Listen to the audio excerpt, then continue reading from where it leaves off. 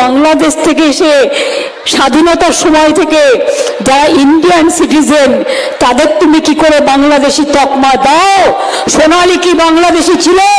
সোনালী খান তো ইন্ডিয়ান ছিল। তার ইন্ডিয়ান সবকিছু থাকা সত্ত্বেও তুমি একটা প্রেগনেন্ট মহিলাকে পর্যন্ত বিএসএফ কে দিয়ে তুমি পুশ ব্যাক করিয়ে দিয়েছো। সুপ্রিম কোর্ট কাল অর্ডার দিয়েছে ওদের ফ্রি আনার জন্য। আমরা কোর্টে কেস করে আমরা অর্ডার করেছি।